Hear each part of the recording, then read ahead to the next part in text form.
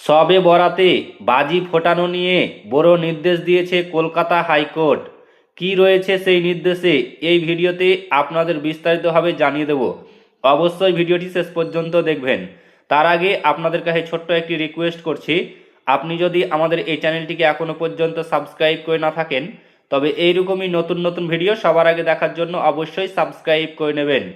শুধু দিওয়ালি নয়, শবে বরাতেও রাত 10টার পর বাজি ফোটানোই নিষেধাজ্ঞা। বড় নির্দেশ দিল কলকাতা হাইকোর্ট। শবে বরাতের রাতে আতশবাজি নিয়ন্ত্রণের নির্দেশ দিল কলকাতা হাইকোর্ট। সোমবার প্রধান বিচারপতি সুজয় পাল ও বিচারপতি পার্থ সারথী সেনের ডিভিশন বেঞ্চে এই সংক্রান্ত মামলা শুনানি ছিল।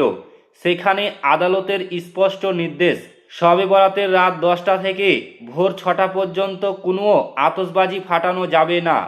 আতশবাজি ব্যবহার করা যাবে দূষণ নিয়ন্ত্রণের পর্ষদের নিয়ম মেনে। এর অন্যথা হলে পুলিশ অভিযুক্তদের বিরুদ্ধে উপযুক্ত ব্যবস্থা নিতে পারবে বলে জানিয়ে দিয়েছে কলকাতা হাইকোর্ট। আগামী 4ই ফেব্রুয়ারি অর্থাৎ বুধবার শবে বরাত। অভিযোগ সেই দিন তো বটে, তার আগের দিন অর্থাৎ পরের দিনও কলকাতার বিভিন্ন জায়গায় শব্দবাজির দৌরত্ব চলতে থাকে। এক্ষেত্রে কোনো নিয়ন্ত্রণ থাকে না বলে অভিযোগ। এই বিষয়ে কলকাতা হাইকোর্টের হস্তক্ষেপ চেয়ে মামলা করা হয় কলকাতা হাইকোর্টে। সেখানে কালী পুজো, বড়দিন এবং ছট পুজোর সময়ের কথা উল্লেখ করে আবেদনকারীর আইনজীবীর দাবি, এই সমস্ত সময়ে বাজি ফোটানোর ক্ষেত্রে পুলিশের নিয়ন্ত্রণ রয়েছে। সবুজ বাজিতে অনুমতি দেওয়া হয়। শবে বরাতের রাতেও নিয়ম মেনে আতশবাজি ফোটানোর ক্ষেত্রে কলকাতা হাইকোর্ট যাতে নির্দেশ দেয় সেই আবেদন জানানো হয়।